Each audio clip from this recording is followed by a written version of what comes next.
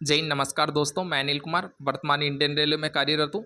और दोस्तों, बहुत सारे कैंडिडेट हमारे को बोल रहे थे कि भैया जब भी आपका इंक्रीमेंट हो तो वो सैलरी स्लिप हमें ज़रूर दिखाइएगा। तो दोस्तों, मैं अभी बात कर रहा हूँ जुलाई 2026 जो लेटेस्ट मंथ का भी सैलरी आया, उसके अंदर हमारा इंक्रीमेंट लगा था, तो सोचा आप लोगों तक शेयर कर दें। लेकिन दोस्तों, मैं आपको बता दूं, मैं अभी तिरुपति वर्कशॉप के अंदर कार्यरत हूँ। और जो मेरा जोन है वो पहले SCR था, साउथ सेंट्रल रेलवे, लेकिन अभी जोन चेंज हो चुका। जो अब आपका न्यू जोन बना है विशाखापट्टनम, उसका पार्ट हो गया SCOR यानी साउथ कोस्ट रेलवे। अगर हम बात करें हमारे नाम की, तो नाम आप यहाँ पर देख पाओगे अनिल कुमार बैरवा। और हमारा जो डिजिग्नेशन है यानी कि वर्तमान में हमारा पद नाम है वो टेक्नीशियन जो ग्रेड 3 है। लेकिन मेरे को जो डिपार्टमेंट मिला हुआ है दोस्तों वो मैकेनिकल है। और जो मेरा डिजिग्नेशन है वो मशीनिस्ट पे है, यानी कि जो मेरे को टेक 3 मिला हुआ है उसमें मशीनिस्ट मिला हुआ है। डिपार्टमेंट की यदि हम बात करें तो जो मेरा मैकेनिकल डिपार्टमेंट है, और नियर बाई स्टेशन की बात करूँ तो तिरुपति स्टेशन लगता है। अगर बात कर ले हम हमारे डेट ऑफ ज्वाइनिंग की, तो डेट ऑफ जो हमारा ज्वाइनिंग था वो 29 मई 2023 के अंदर हुआ था। 29 मई 2023 के अंदर हमारा डेट ऑफ ज्वाइनिंग हुआ। और उस टाइम दोस्तों मैं आपको बता दूं मेरी एज बहुत कम थी, यानी कि 23 साढ़े 23 साल का था मैं जब यहाँ पर ज्वाइनिंग कर गया था। लेवल 1 के अंदर मैं ज्वाइनिंग किया, लेकिन जो अभी वर्तमान में मेरा लेवल है वो लेवल 2 है, यानी कि मेरा प्रमोशन हो गया था। और प्रमोशन को भी लगभग मेरे को 1.25 साल के समथिंग हो गया। नेक्स्ट जनवरी के अंदर मेरा फिर से एक प्रमोशन होने वाला है। और हमारा जो अभी वर्तमान में बेसिक है, पिछली बार हमने आपको बताया था कि 20,500 बेसिक था, लेकिन अभी वर्तमान में जो बेसिक है वो 21,100 हो चुका। यानी कि जो हमारा इंक्रीमेंट डेट था वो 1/7 यानी 1 जुलाई 2027 को था। बहुत सारे कैंडिडेट पिछली बार बोल रहे थे ना कि भैया आप आपके इंक्रीमेंट लगे जब हमें ज़रूर बताइएगा। और मैंने बोला भी था कि जैसे ही नेक्स्ट मंथ का सैलरी स्लिप आएगा तो हम आपको अवगत जरूर करवाएंगे कि इंक्रीमेंट डेट चेंज हो गया। क्योंकि इसमें जो हमारा डेट ऑफ इंक्रीमेंट था वो 1/1/2026 लिखा हुआ था। लेकिन दोस्तों वो प्रमोशन का था, और रेगुलर बेस पे जो एक होता है बायोडाटा वो अपडेट नहीं हुआ था। हमने इसको दिया, फिर बायोडाटा अपडेट हुआ, और उसके बाद में प्रमोशन के बाद में ये हमारा इंक्रीमेंट हो गया। लेकिन इसमें ये वेरी इंटरेस्टिंग बात क्या होती है, बेसिक आप देखिए, बेसिक है हमारा 21,100 अभी प्रेजेंट फर्स्ट, अभी जो इंक्रीमेंट के बाद में सैलरी आया उसका है। लेकिन 21,100 का अगर आप 60% निकालोगे यानी 60% निकालोगे तो जो वर्तमान में DA चल रहा है वो आ जाएगा। तो DNS अलाउंस 60% के हिसाब से 12,660 रुपये मेरा अभी वर्तमान में DA बन रहा है। DA क्या होता है? DA एक तरीके से महंगाई भत्ता होता है। और महंगाई भत्ता ये कैसे बढ़ता है मैं आपको बता दूं, ये हर साल में, यानी कि आपको साल में 2 बार बढ़ेगा। एक तो जनवरी में बढ़ेगा यानी 1 जनवरी को बढ़ेगा, और 1 जुलाई को बढ़ेगा। साल में 2 बार बढ़ता है, 6-6 महीने के अंतराल में बढ़ता है। और संसद में ये पेश होता है, सभी इस पर मंथन होता है कि कितना इस बार जो हमारा देश है उसके अंदर महंगाई बढ़ी, सेंट्रल लेवल पे महंगाई बढ़ी, फिर उसके आधार पे गवर्नमेंट कर्मचारियों का DA बढ़ाया जाता है। उसको बोलते हैं महंगाई भत्ता यानी DA। तो उसके बाद में यदि हम बात करें यहाँ पर ट्रांसपोर्ट अलाउंस की, तो ये ट्रांसपोर्ट अलाउंस होता है दोस्तों, ये वर्कशॉप के अंदर मेरे को मिल रहा है 1460 रुपये। ट्रांसपोर्ट अलाउंस की यदि हम बात करें तो यह एक तरीके से किराया होता है कि आप जहाँ पे रह रहे हो वहाँ से वर्कशॉप के नियर बाई आने का किराया, लेकिन ये कंपलसरी मिलता है। अगर हम बात करें इंसेंटिव की, तो इंसेंटिव मेरे को बेसिक का 50% मिल रहा है, और इस हिसाब से मतलब कि एक मेरे को 9,000 के समथिंग ये इंसेंटिव मिलता है। लेकिन अभी आप देख पा रहे होंगे 5,015 रुपये मेरे को मिला है, क्योंकि मेरी 15 लीव 14 लीव थी इस बार। और 14 लीव इसलिए थी क्योंकि मैं ऑन ड्यूटी गया हुआ था। तो ऑन ड्यूटी जाने का फिर मेरे को ट्रैवलिंग अलाउंस मिला था, वो था ट्रांसपोर्ट अलाउंस, ये है ट्रैवलिंग अलाउंस। ट्रैवलिंग अलाउंस से ये मेरे को 8,200 बना था, लेकिन पता नहीं, हम बात करेंगे कि ये इतना कम क्यों बना, मतलब कि काट दिया गया। ये मेरे को इस बार 7,063 रुपये मिला। टोटल 8200 रुपये मिलना चाहिए था, और 450 रुपये एक अलग मिला। ऐसा करके मेरा सैलरी लगभग 47,500 के समथिंग हो रहा है, यानी 47,700 कुछ हो रहा है।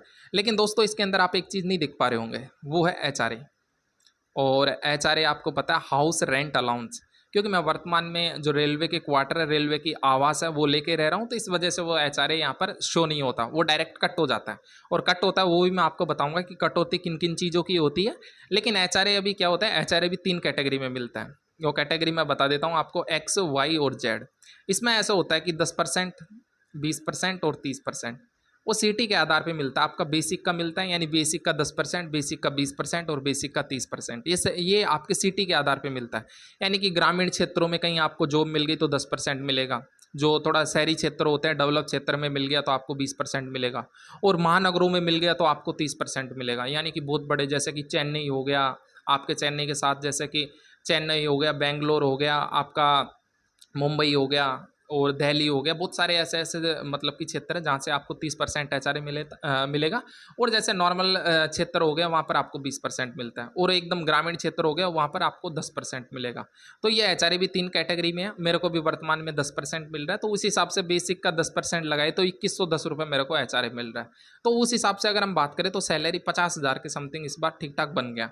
लेकिन इसमें कटौती क्या होती है, रिकवरी, यानी कि पैसा तो बन रहा है लेकिन गवर्नमेंट भी किन किन चीज़ों का यहाँ पर कटौती कर रहा है। तो यहाँ पर मैं आपको बता दूँ, मैं रेलवे के जो एम्प्लॉयज़ इंश्योरेंस सर्विस है उसके अंदर सभी लोग यहाँ पर इंक्लूड रहते हैं। रेलवे की जो इंश्योरेंस होता है एम्प्लॉय का, उसमें 30 रुपये कट हो रहा है। लेकिन वहीं हम बात करें एनपीएस की, न्यू पेंशन जो आपका स्कीम है, उसके अंदर अभी मेरा 3376 रुपये इस बार इस मंथ का कट हुआ है। और हाउस रेंट का जो एक तो होता है, हाउस रेंट तो आपका कट गया, लेकिन उस रेंट के बाद में जिस हाउस में आप रह रहे हो उसका मेंटेनेंस का चार्ज और कटता है, तो वो मेरा कटा है 190 रुपये। ये पर मंथ फिक्स रहता है, 190 रुपये कटता है। और मेरा 15 रुपये वाटर चार्ज कटा है, 200 रुपये आंध्र प्रदेश का जो प्रोफेशनल जो टैक्स है, यानी कि मैं अदर स्टेट के अंदर रह के जॉब कर रहा हूँ तो उससे स्टेट जो स्टेट है उसका टैक्स लगेगा, तो 200 रुपये मेरा उस टैक्स स्टेट का टैक्स कट रहा है। क्योंकि मैं अलग स्टेट से आया हुआ हूँ ना, तो मेरा वो स्टेट का टैक्स लगेगा। और यदि हम बात करें यहाँ पर स्पोर्ट्स क्लब की, क्योंकि मैं स्पोर्ट के अंदर रुचि रखता हूँ और मैं स्पोर्ट में बहुत मतलब कि गेम वगैरह खेलता हूँ। आपने देखा होगा अभी हमारा क्रिकेट मैच भी हुआ था, नहीं देखा हो तो दोस्तों देख लेना। जो हमने एक शॉर्ट्स बनाया था वो भी आप लोगों तक शेयर भी किया था। उसके अंदर मेरा 10 रुपये कट होता है स्पोर्ट का। और संघ और जो मजदूर यूनियन, यानी कि ये आपकी फाइट के लिए कुछ रेलवे के द्वारा ही बनाए गए मतलब कि एक संस्था होती है, उसके अंदर आप सीधा बात रख सकते हो। अधिकारियों से आप नहीं मिल सकते, आपको कोई प्रॉब्लम है तो आप इन लोगों तक अपनी बातें रख सकते हो, उसका 100 रुपये वो कट होता है।